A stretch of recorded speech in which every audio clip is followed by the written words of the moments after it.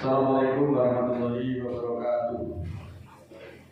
Alhamdulillahilladzi khalaqa samawati wal arda wa ja'ala dhulumati ila nur, tsumma alladziina kafaru bi rabbihim ya'dilun, waladzi khalaqakum intin, tsumma qada ajalan wa ajalun musamman dan tsumma antum tamtarun. Wa huwa Allahu bis samawati wa fil ardi ya'lamu sirrakum wa jahrakum wa ya'lamu ma tasifun. Asyhadu an la ilaha illallah wahdahu la syarika lah, innahu huwa ilahul wahid. Allahu la ilaha illa huwa rabbul arsyil azim. Allahu la ilaha illa huwal hayyul qayyum. Allahu la ilaha illa huwar rahmanur rahim.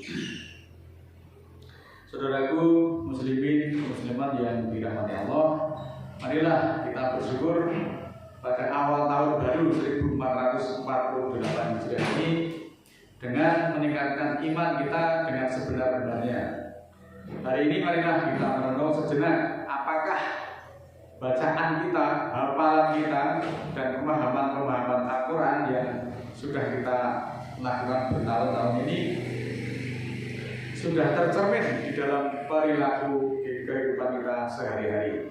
Ini menjadi sangat penting karena Allah menurunkan Al-Quran ke muka bumi ini bukan hanya sekedar sebagai kitab suci atau hanya untuk dibaca atau menjadi hiasan di dinding-dinding rumah. Tapi lebih dari itu, Al-Quran itu adalah diturunkan sebagai petunjuk hidup atau yang sering disebut dengan hudal linas, hudal lil muttaqin, yang tujuan utamanya adalah menyempurnakan akhlak manusia.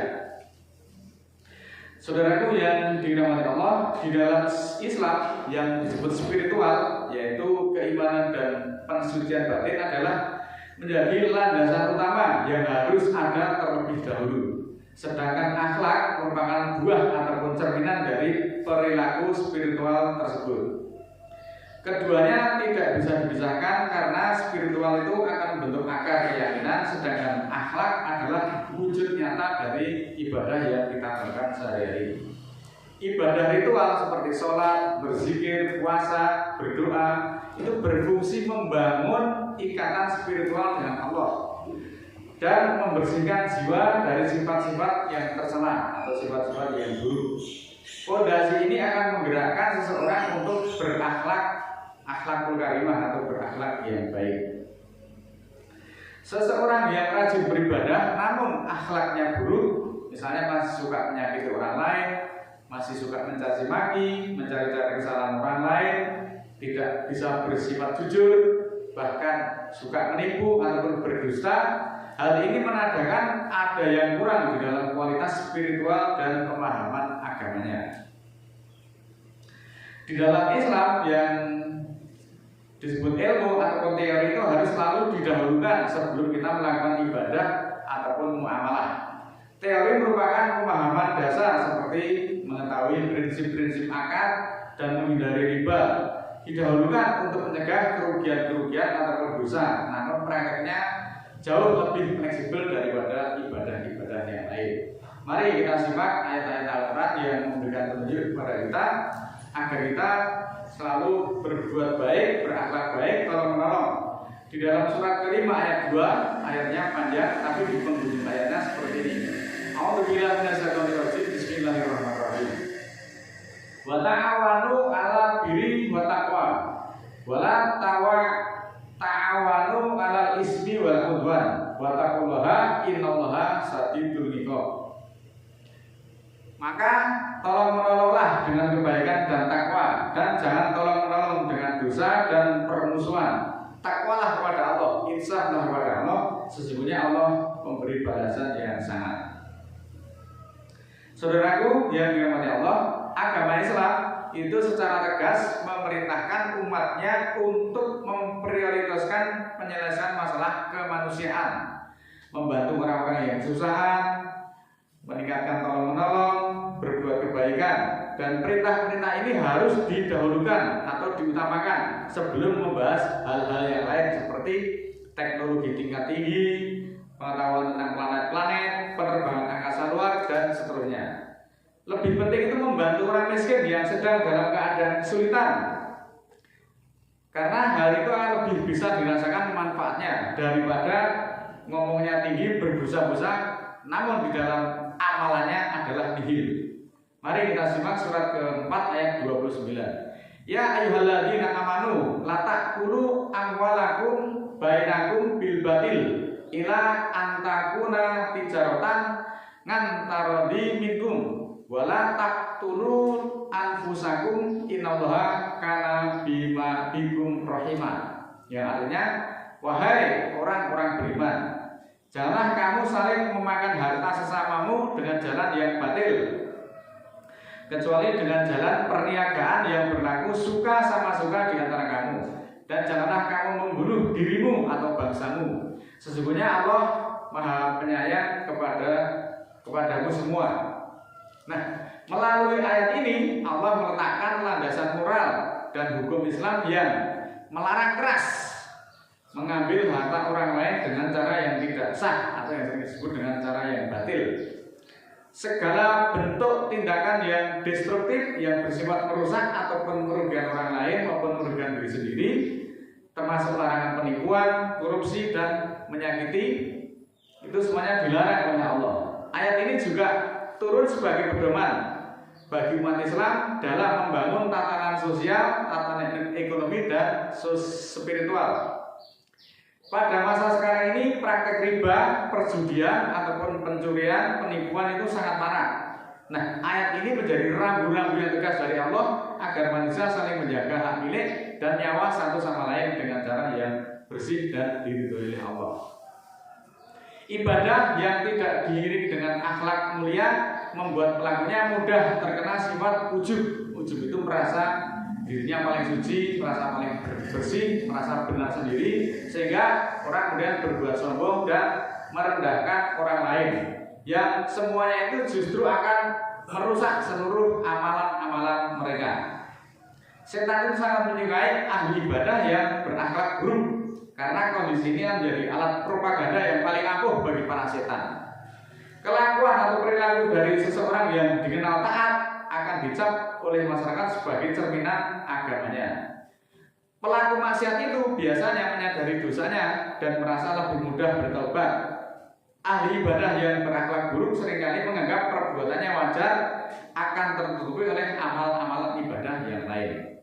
Surat ke-11 ayat 85, wa yaqaumi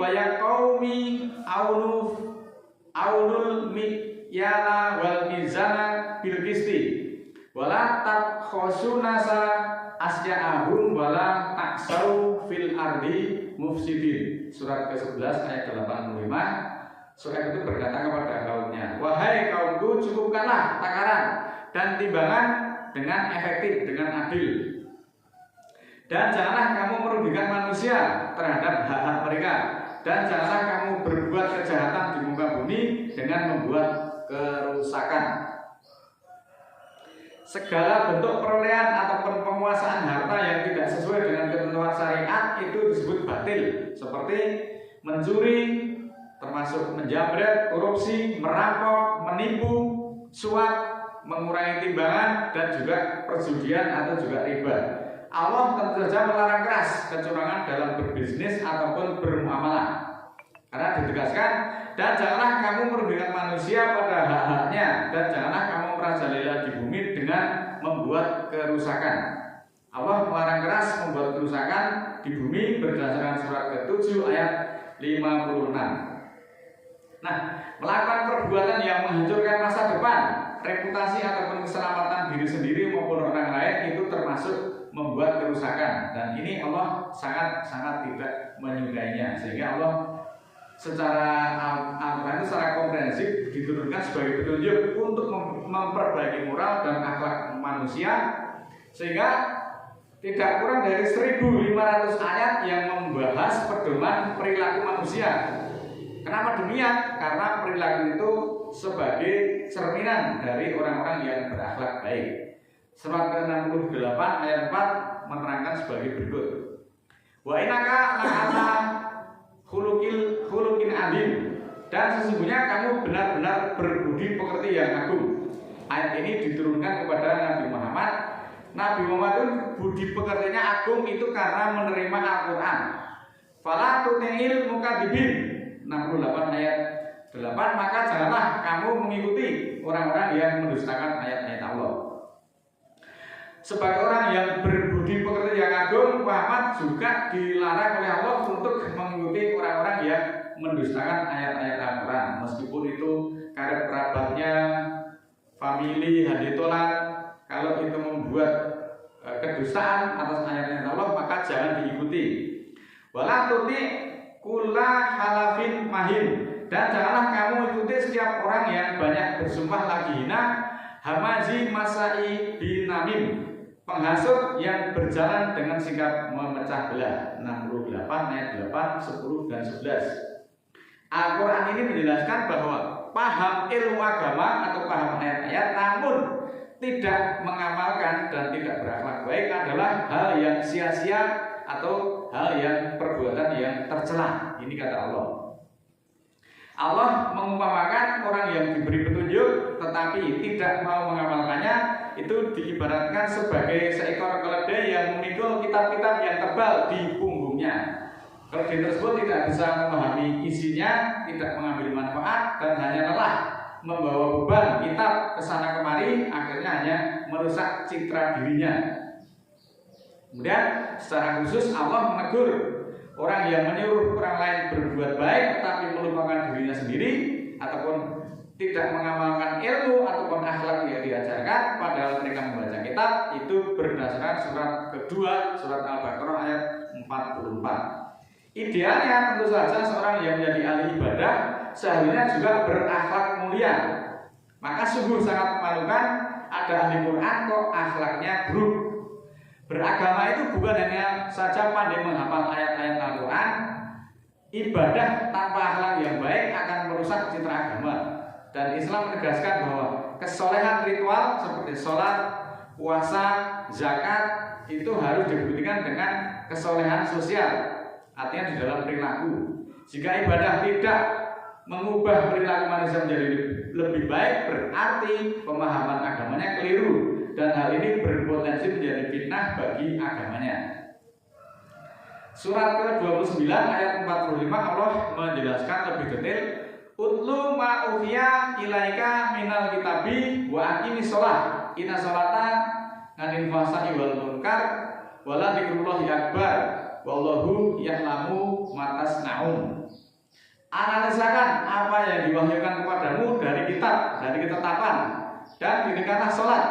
Sesungguhnya sholat itu harus mencegah perbuatan keji dan munkar, dan berzikir memikirkan Allah adalah lebih besar manfaatnya, dan Allah mengetahui apa-apa yang kamu kerjakan. Nah, di sini melalui ayat ini Allah menegaskan bahwa ibadah sholat yang benar itu pasti akan mencegah pelakunya itu untuk berbuat keji dan berbuat munkar dan juga berbuat kerusakan. Maka saya mengajak hari ini, marilah kita merenungkan sejenak dengan kesadaran kolbu yang dalam. Apakah bacaan sholat kita, hafalan-hafalan kita, pemahaman kita tentang Al-Quran itu yang sudah kita pelajari bertahun-tahun itu sudah tercermin di dalam kehidupan sehari-hari atau belum? Al-Quran yang agung seharusnya mampu membentuk lisan itu menjadi lebih santun.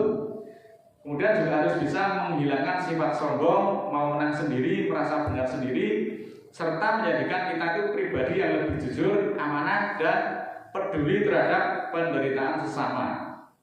Marilah saudara-saudaraku yang dimuliakan Allah, kita meraih surga itu dengan akhlak yang mulia. Akhlak yang mulia akan menyebarkan kasih sayang dan saling cinta di kalangan masyarakat. Sebaiknya akhlak yang buruk biasanya melahirkan rasa saling benci, saling tindas, saling tipu, saling hasut, dan saling dengki. Kita cukup prihatin seseorang yang beragama kok masih saling benci, sesama orang yang paham agama kita masih saling menipu, apalagi yang ditipu adalah pengikutnya, pengaturnya, murid-muridnya. Sesama orang-orang yang beragama justru saling memecah belah. Itu bukan cerminan orang yang berakhlak mulia. Oleh karena itu, marilah kita tebarkan kasih sayang dan kebaikan bukan dengan tujuan mereka akan membalas kebaikan kita, tetapi semata-mata hal ini dilandasi oleh niat yang ingin menjalankan perintah-perintah Allah semata-mata. Berbuat baik kepada orang yang berbuat baik kepada kita itu adalah hal yang biasa. Hampir semua orang mampu melakukannya. tetapi berbuat baik karena dilandasi menjalankan perintah Allah, dan inilah yang disebut dengan kemuliaan akhlak. Perilaku orang mukmin yang memutarbalikkan ayat-ayat suci demi keuntungan pribadi memiliki potensi yang sangat besar untuk menodai agama. Tindakan ini justru akan merusak kesucian teks keagamaan, akan memicu perpecahan dan menghilangkan kepercayaan dari masyarakat terhadap institusi serta ajaran agama itu sendiri. Janganlah ayat-ayat suci Al-Quran itu digunakan sebagai alat penasihat atau pembenaran atas perilaku orang-orang yang menipu, yang memiliki pemahaman agama yang terbatas. Membangun akhlak itu penting karena merupakan fondasi yang mutlak di dalam beragama. Ketika nilai-nilai moral seperti kejujuran, amanah, dan saling menghargai itu dipraktikkan, hal ini akan memulihkan kepercayaan masyarakat dan membuktikan bahwa ajaran agama akan membawa kedamaian dan manfaat yang nyata bagi kehidupan manusia yang mungkin saja selama ini dinodai oleh orang-orang yang seharusnya menjadi panutan di dalam menjalankan agama, tetapi justru mencederai sehingga menurunkan kepercayaan umat. Mudah-mudahan Allah ridho terhadap apa yang kita perjuangkan, dan marilah senantiasa kita mohon ampunan atas kesalahan-kesalahan kita. A'udzubillahi minasyaitonirrajim. Bismillahirrahmanirrahim. Allahumma ighfirli walil mu'minina wal mu'minat al ahya'i minhum wal amwat innaka samiun qaribun mujibud da'wat innaka 'ala kulli syai'in qadir. Rabbana la tu'akhidna in nasina aw akhtana rabbana wa la tahmil 'alaina isran kama hamaltahu 'alal ladzina min qablina rabbana wa la tuhamilna ma la taqata lana bih wa'fu 'anna waghfir lana warhamna anta maulana fansurna 'alal qaumil kafirin. Rabbana ighfir lana dzunubana wa kaffir 'anna sayyi'atina wa tawaffana ma'al abrar. Rabbana la tuzigh qulubana ba'da idh hadaitana wa hab lana min ladunka rahmah innaka antal wahhab. Rabbana ighfir lana wa li ikhwanina alladziina sabaquna bil iman wa la taj'al fi qulubina ghillan lil ladziina amanu rabbana innaka ghafurur rahim. Rabbi auzi'ni an ashkura ni'mataka allati an'amta 'alayya wa an a'mala shalihan tardahu wa aslih li dzurriyyati ini tubtu ilaika wa ini minal muslimin. Subhana rabbika rabbil izzati amma yasifun wa salamun alal mursalin walhamdulillahi rabbil alamin. Wassalamualaikum warahmatullahi wabarakatuh.